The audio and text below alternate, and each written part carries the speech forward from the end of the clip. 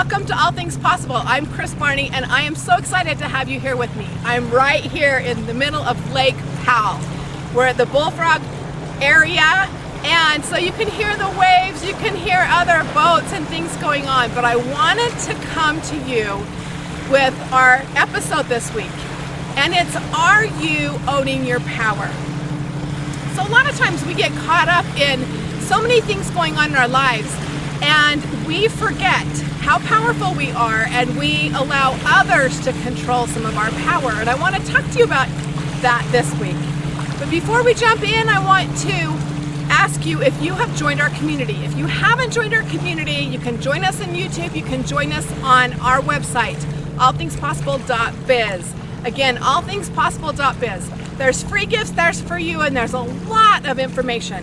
You get both information from Bill and myself and us together. And we love to be able to change lives and to be able to give you information and different tools and techniques that you can use in your life.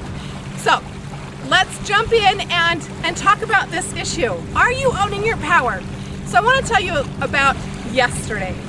Yesterday I was we were here at Lake Powell, and my husband was going to take me on a nice little adventure, and we were going to go over to the marina and get ice cream. Now, if you've been at Lake Powell and you've been down in the Bullfrog and Halls Bay area, you know what it's like to go get soft serve ice cream in the middle of hot temperatures and stuff.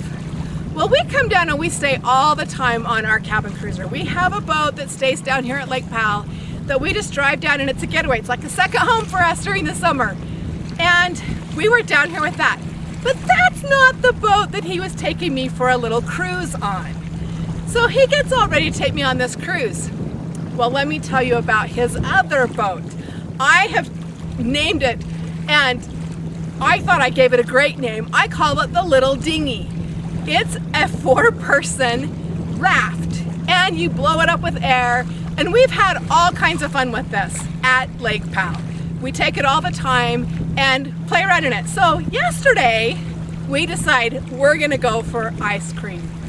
And it was about an hour and a half in our little dinghy, riding along, and it was fun. We can fish, we can listen to book on tape, we can do all kinds of things as we were riding along. It's very relaxing, and it's awesome. But at Lake Powell, it's a little tiny blow-up boat versus a really nice boat.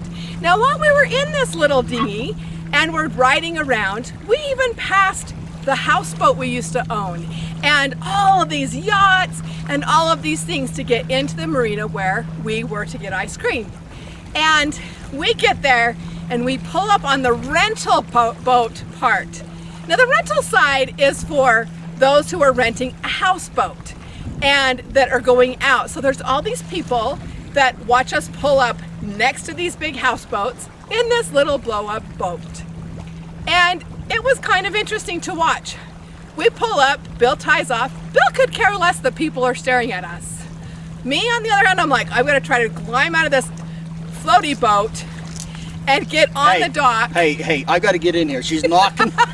This is your episode, but hey, don't be knocking my boat. It's got an electric 5-speed forward, 3-speed reverse electric motor in it. It's a styling boat. Don't be knocking my boat. I bought it brand new. Okay, brand new from the dealer. We have so much fun with this. But as we pulled in there, I'm thinking, oh my goodness, right by this boat, all these people on this boat waiting to get the okay for them to leave. And there's all these workers that are helping them load all their stuff. I was embarrassed. And we climb on the dock. We had tied our dogs in this little floaty boat, and we went in and got ice cream. And as we came back, I kind of laughed, and we climbed back in this boat, which I'm not as agile as I once was, so we climbed down off the dock, clear down, and try not to fall out of this air-filled boat. And we go on our merry way. A little while later, as we're floating back, driving with his big motor, and we are going back to our cabin cruiser and this private little island where we found a great place to stay, and we get going and our son calls and he's like, Dad, And I'll give you a clue. Yeah, it's my oldest son. And he says, oh yeah, I just took Mom. I took her in, got her an ice cream. And he's thinking, no, we used to take the speedboat from the houseboat and go over to get ice cream. It was a big deal. He's like, in the blow-up boat? And Bill's all, yes, in my boat. We had a great time. We went and got ice cream. And he's like, weren't you embarrassed? And I started to laugh. And he's like, sorry, Mom. I'm so sorry. But my point here is this. Anyone that saw us in this little boat had their own interpretation of what their thoughts are. They were in judgment according to their life experience, their situation. They're probably going, oh wow, I wish they had a real boat. What would it be like if they did have a real boat? They had no idea. They're renting a houseboat like what we used to own, right? Why should that matter? Are you owning your power when you're thinking, I'm so embarrassed that they might see me in this floaty boat? No, I wasn't. I was totally, and I did better than I used to do. But I was all of a sudden like, oh no, what are they thinking? And what I need to tell you is I teach this all the time. We have to be so conscious of not allowing what other people think to take our power. To own your power, that means that what other people think is none of your business. It doesn't matter. They're looking at it from a whole different set of principles, a whole different belief system, and a whole bunch of other criteria that is not yours. They have no idea what your situation is. So what their judgment is not anything that you should be concerned with.